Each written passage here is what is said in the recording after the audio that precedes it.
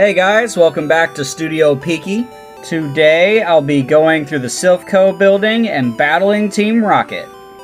Now, I haven't put out a video for a couple weeks just because I've been busy in my real everyday life, and I haven't had the time to do some editing or even play for that matter. So I am still doing this consistently, just trying to work through my personal life on top of everything that's going on with the channel.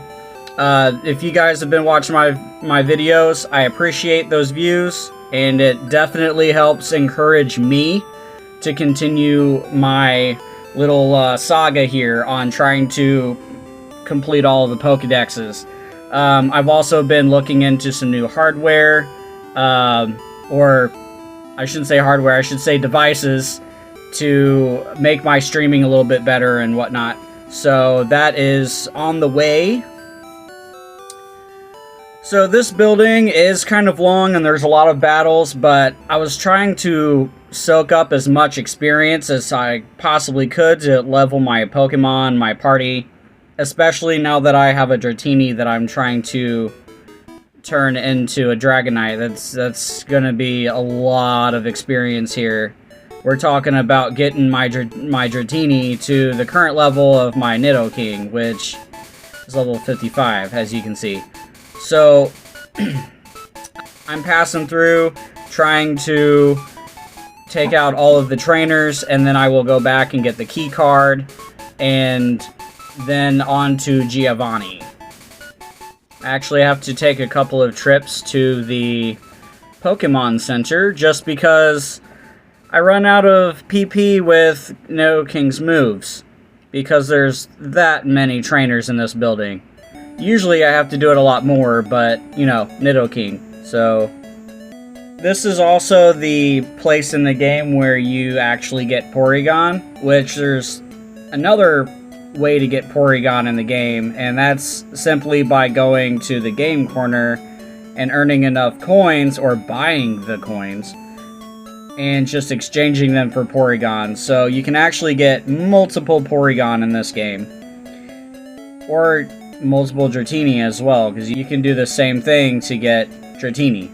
I'm actually teeter-tottering with ideas right now on whether to continue this handheld mode, or playstyle, this handheld playstyle, or switching over to playing on a computer and doing a screen capture.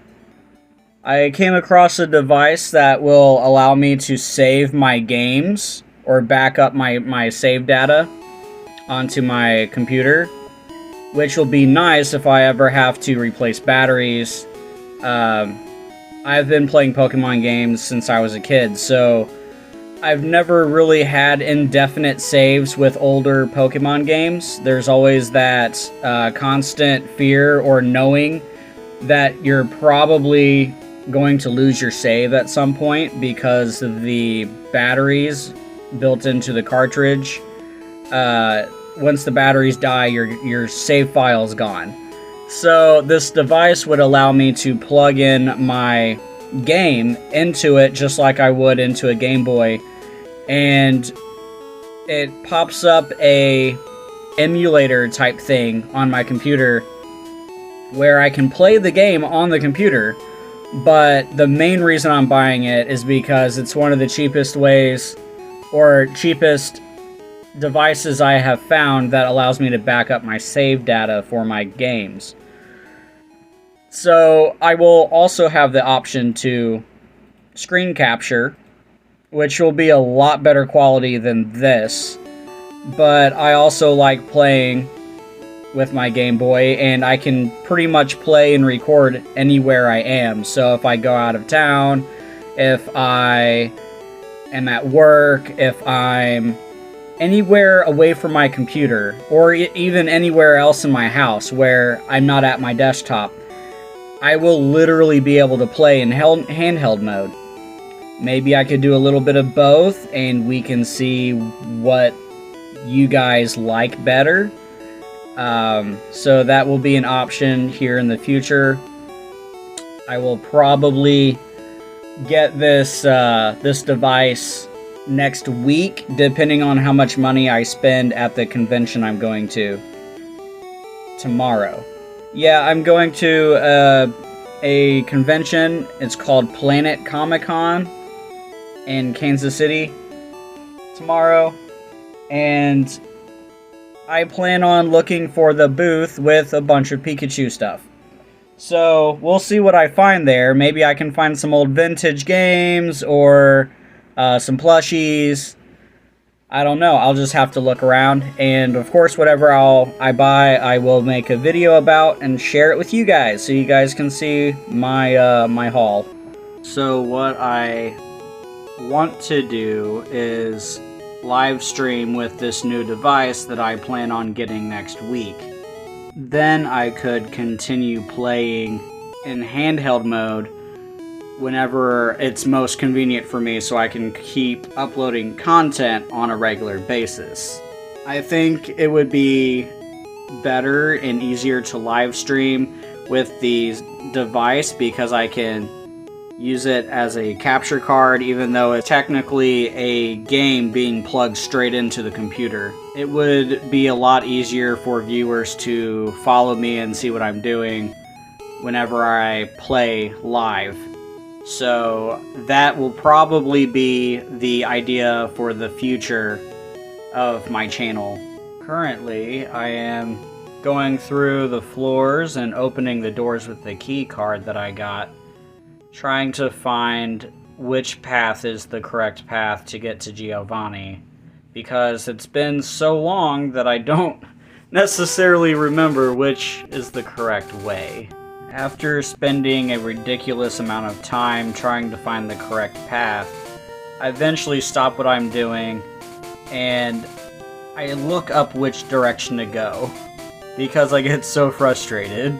These older Pokemon games are so much more difficult and annoying than the new ones are. The amount of puzzles and mazes that you have to go through in these older games are much trickier than the new games we play today. Earlier I said this is the building where you get Porygon. In fact, it's actually the building where you get Lapras. Now, back then, Lapras was a legendary Pokemon. Not mythical, but legendary.